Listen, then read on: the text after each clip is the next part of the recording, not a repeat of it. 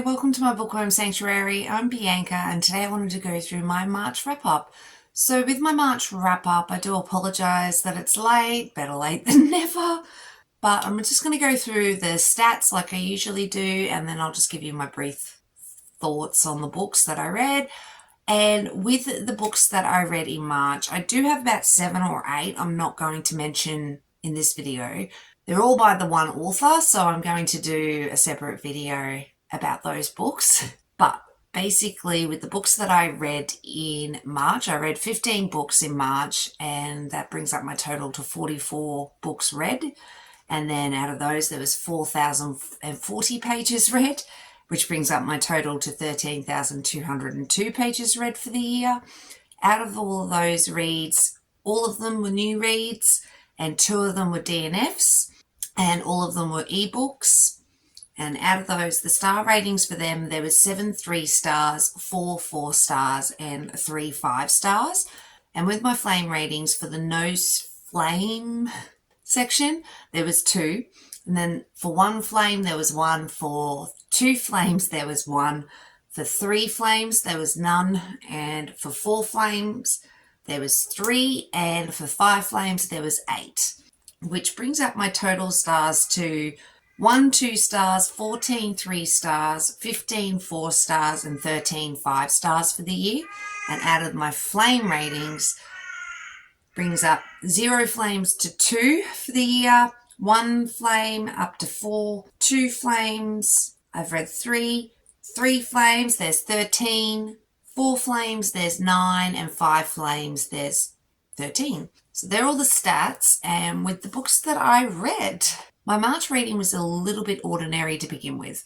I didn't start off the month that well. So the first book that I read was Pact with the Pack?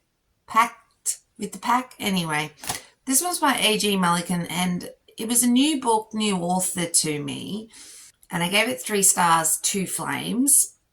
It was a Kindle Unlimited book, and it was okay. Cherry's Ex was an absolute piece of work, very violent, and this was really short. It was only like 168 pages, so I just felt like it needed a little bit more time for the trauma that Cherry was going through and had with her ex-partner. So yeah, it was a bit weird. It was okay, but I gave it 3 stars. And then I moved into Wolf Touched by Abigail Grant. What to say about this one?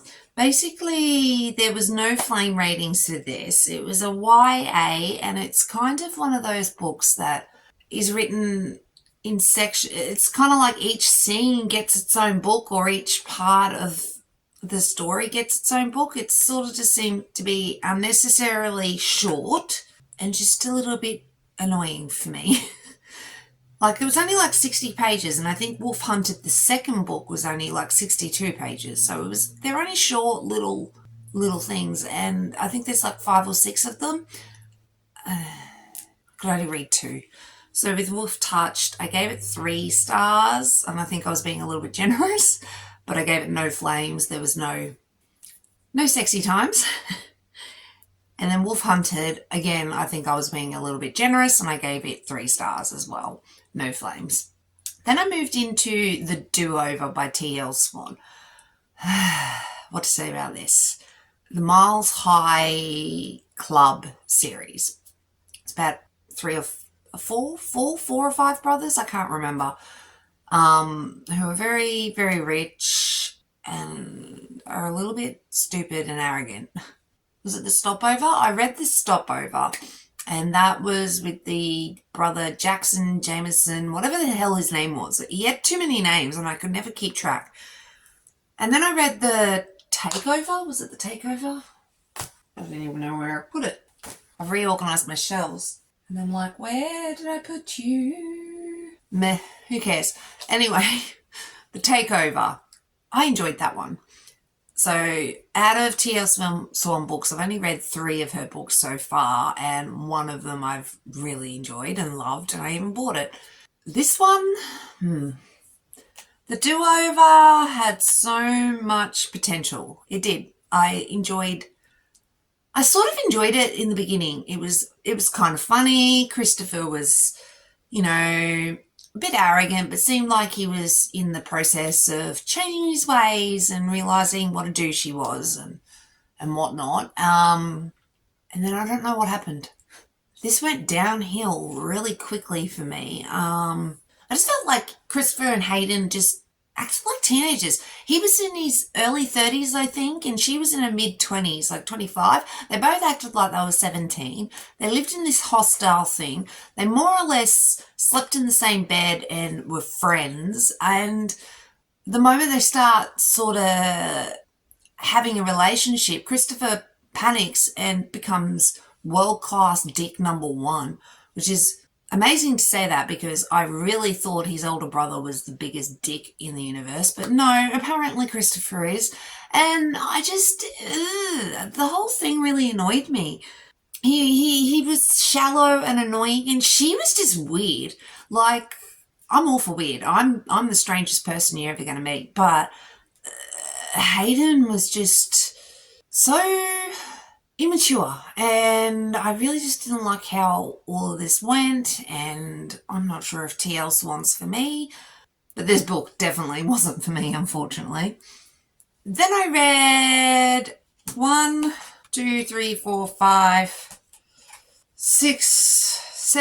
books by the same author, so I'll do a separate video about that. But then I read Club Heat's number 2. But then I read Pax Prize. This was a new author, new book for me as well. I gave this 3 stars, 5 flames. It was really hot. And I really enjoyed this. Michael's looking for an Omega. So this is really hot. I really enjoyed this, but the story was kind of lacking, in some ways for me.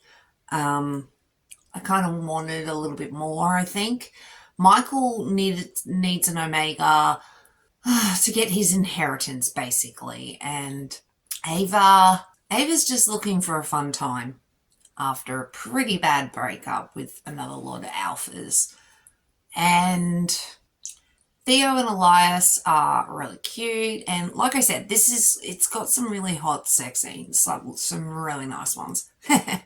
But yeah, the story just fell a little flat for me, but in saying that, it was still 3 stars. So then I moved into Pax Pledge, which is another 3-star, 5 flame book. This one's about Britt, Connell, Adrian, and Beau.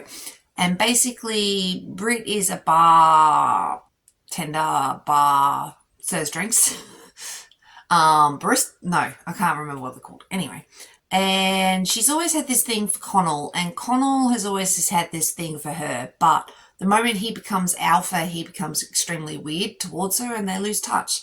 And she ends up in this bar as an employee, and Connell already has a male Omega, and Adrian and Beau, and I thought bits of this was really, really good. Bits of it fell a little bit flat for me, unfortunately. But for the most part, I really like this. It did have a miscommunication trope, which is not necessarily my favourite thing in life, but it still was an okay book. Then I moved into Pax Promise. So I actually read these books out of order. Pax Prize is book number 2 in the Club Heat universe. Pax Pledge is book number 3, and Pax Promise is book number 1. So I, read them out of order, but it didn't really matter. It didn't matter at all, actually. So this one's about Madison, Ryan, Gray, and Lucas. And Madison's recently become a Omega and is, struggling to accept all her instincts and how her life's going to go now as an Omega. And her ex-boyfriend was a beta, and he's an absolute douche knuckle. And Madison basically went to Club Heat to find some alphas to have a good time. And it goes from there, basically. I did give this 3 stars, 3 flames, so it is a little bit less on the spice sexy scale. The flame scale, I don't know yet what we're going to call it. I keep calling it the flame scale, but I don't know. I think I need to change the name. If you've got any suggestions, let me know. And then I read Triple Duty Bodyguards. So this is a Lily Gold book, Why Choose Reverse Harem. And I like this for the most part. I just felt like it was really, really long, really long. It's got that whole trend of like a lot of books do at the moment, over 400 pages long. And for this one, I don't think it needed to be that long. You probably could have cut this in half and it still would have been the same story, unfortunately. So I gave it 3 stars. And I gave it 3 flames because I didn't really think it was that spicy, hot, sexy, whatever. So you got Briar, and you got Matt and Glenn and Kenta. I feel for Briar. She has a creepy stalker, and the way that sort of plays out is a bit... But it was a bit strange, and a bit creepy, and unfortunately people like that exist. And I kind of did like the way that sort of went. She was a celebrity, has a stalker, needs some bodyguards, so that's where the guys come in. And she pretty much straight away starts a relationship with them, and there wasn't really any issue with that, which is good and not so good in some ways. So yeah, I didn't mind it, but yeah. I will move on with more Lily Gold books, but this one I don't think was 100% my cup of tea, unfortunately. Then I also wanted to quickly mention my DNFs. So I DNF'd Wolf Marked, which was the 3rd book in, what was the series called? Wolf Hunted. So that was the 3rd book, and halfway through, so I think it was like, again, another 60-page book, and 30 pages through, I was like, ugh, no, I'm done. I did figure, 5 books, 60 pages each. It won't take me that long, but I really wasn't invested in the story whatsoever, so got rid of it. Then I read something, Fed by the Fae. Again, got a few pages, 20% maybe in this one, and ended up getting rid of it. It had a good premise. It had a good start, I suppose. Well, no, it didn't have a good start, but, it had a good idea. And I can't remember her name, but she basically ends up in this field in a fairy ring, which, by the way, she's travelling overseas in Ireland or something like that, and straight away knows what a fairy ring is and the history of that, which is a bit strange. I mean, you know what I mean.